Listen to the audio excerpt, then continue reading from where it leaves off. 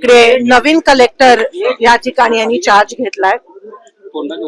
2 महिन्यापूर्वी मी सांगितलेलं, तुम्हाला आठवत असेल, की पहिली विकेट 2 महिन्यात कलेक्टरची जाणार आहे आणि तसं साबित झालं, तसं सिद्ध झालं. आज नवीन कलेक्टरनी चार्ज घेतलाय कारण का जुन्या कलेक्टरनी स्वतःहून कदाचित नागपूरला बदली करून घेतली, कारण का सोलापूरवर जे कोणी अधिकारी आहेत, कलेक्टर लेवल असेल, एसपी लेवल असेल, सीओ लेवल असेल, म्युन्सिपल कमिशनर असतील, सगळ्यांवर प्रचंड दबाव आपल्याला दिसून येतोय. हातबळ झालेत अधिकारी. खरं तर मला अधिकाऱ्यांचा वाईट वाटतंय की एवढं संविधानाची शपथ घेऊन एवढे कष्ट करून इथपर्यंत येतात, कष्ट करून, आणि राज्यकर्त्यांच्या दबावामुळे, एका ठराविक विचारसरणीमुळे ह्यांच्यावर प्रचंड दबाव आणि प्रेशर की विरोधी पक्षाचं काम करू नका, आणि त्या गोष्टीला प्रत्येक एक एक करून हे अधिकारी बिचारे बळी पडतायत. आम्ही अधिकाऱ्यांच्या बाजूने बोलतोय, पण पूर्ण सिस्टीमच अशी खराब झाली आहे की अधिकाऱ्यांचा रिस्पेक्ट राहिला नाही. ते गव्हर्नमेंट शासनाचे नौकर म्हणून काम करायला लागलेत आणि ह्या गोष्टीचा मी त्या ठिकाणी निषेध करते. अनेक दिवसापासून डीपीडीसी, खासदारांची डीपीडीसी निधी प्रलंबित आहे. ह्यांची समज एवढी छोटी आहे की जेव्हा डीपीडीसीची निधी अडवतात तेव्हा ती माझी वैयक्तिक निधी अडवत नाही. प्रत्येक गाव ज्यांनी मतदान केलंय काँग्रेससाठी त्या गावातल्या शेतकऱ्याची निधी अडवत आहे. कुठे डीपीची, कुठे रस्त्याची, कुठे गटाराची, कुठे समाज मंदिराची. प्रत्येक गावातला शेतकरी हा आतुरतेने वाट बघतोय की आमची कामं कधी मंजूर होत आहेत. मग हा सरकारकडून, पालकमंत्र्यांकडून होणारा खूप मोठा पाप आणि अन्याय आहे आमच्या शेतकऱ्यांवर, कारण का इथे एमबीएचे खासदार असल्यामुळे, काँग्रेसचे खासदार असल्यामुळे जाणून बुजून ही निधी अडवण्यात आली आहे. काही अधिकाऱ्यांची जेव्हा मी फोनवर बोलते तेव्हा ते म्हणतात की मॅम आप समझ सकते हो ना हमारे ऊपर कितना प्रेशर है. मला मी नाव घेऊ इच्छित नाहीये, पण हे प्रेशर आहे, हा दबाव आहे.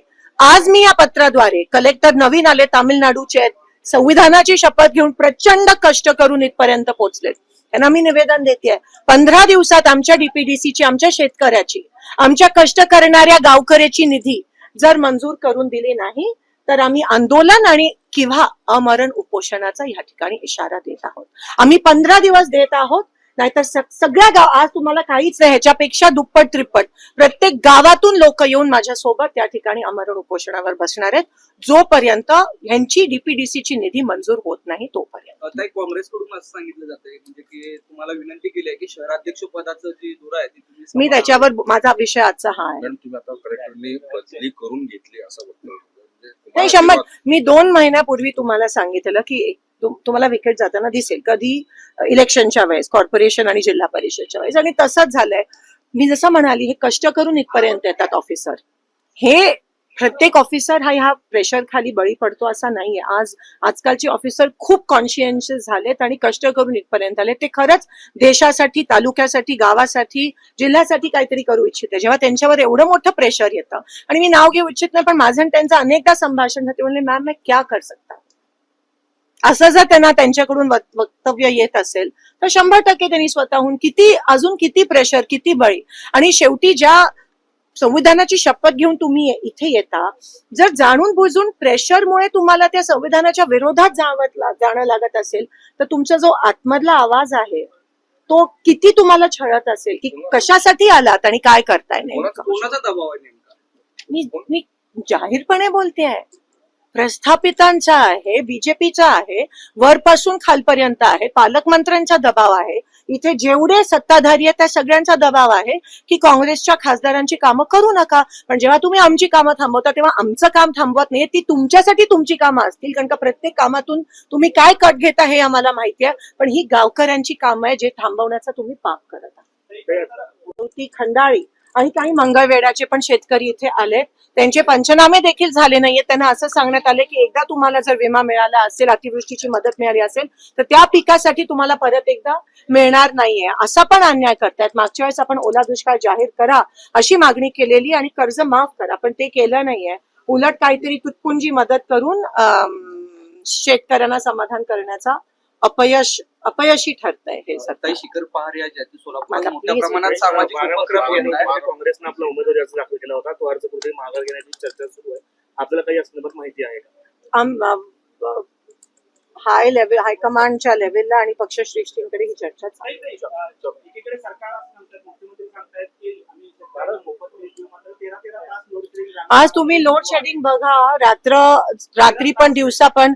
आता गरमीचे दिवस असतात, गुरांना पिकाला पाणी लागतं आणि एवढं लोड शेडिंग महाराष्ट्रात चालू आहे. देशभरात फक्त महाराष्ट्रात लोड शेडिंग चालू आहे आणि हे येणाऱ्या दिवसात अजून वाईट होणार आहे असं मला वाटतं. LPG वर कोणी बोलायला तयार नाहीये, तेलावर कोणी बोलत आहे. सगळ्या फॅक्टऱ्या बंद पडल्यात आणि लोक बेरोजगार झालेत आणि लोड शेडिंग इतक्या मोठ्या प्रमाणात ह्या ठिकाणी होते आणि सरकार हात वर केलेत.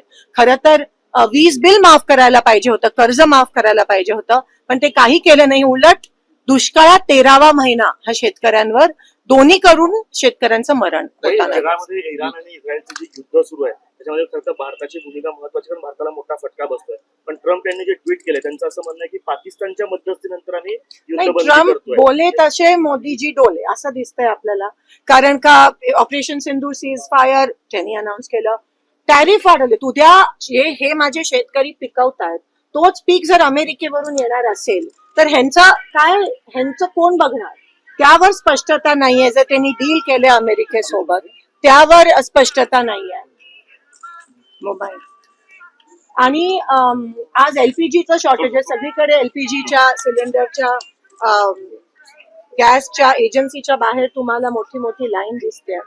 प्रिसिजन सारख्या मोठ्या कंपनीमध्ये गॅस राहिला नाहीये आणि आता सीज फायर काल अनाऊन्स केलं, पण दुसऱ्या दिवशी परत इस्रायलनी लेबननवर अटॅक केलं. स्ट्रेट ऑफ हॉर्मुझ अजून बंद आहे आणि आपल्या देशाची काय भूमिका आहे अजून हे कळलं नाही आपल्याला.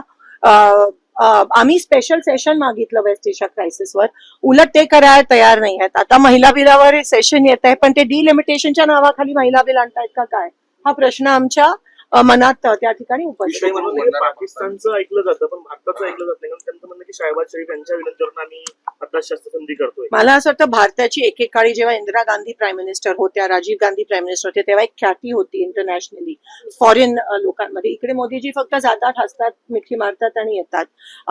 पॉलिसी ठरवू शकत नाहीत. फॉरेन पॉलिसी पूर्ण फेल आहे. आज भारत पूर्ण जगात इतकं कमकुवत ठरतंय कारण का स्वतःचे डिसिजन्स नाही आहेत, घेऊ शकत नाही होत आणि दुसरे देश आपल्याला सांगतायत की काय कसं करायचं, काय वागायचं, धमक्या देत आहेत की हे असं नाही केलं तर आम्ही असं करू.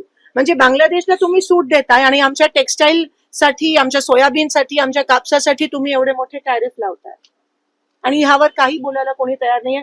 साधं डिस्कशन पार्लमेंटमध्ये घ्यायला तयार.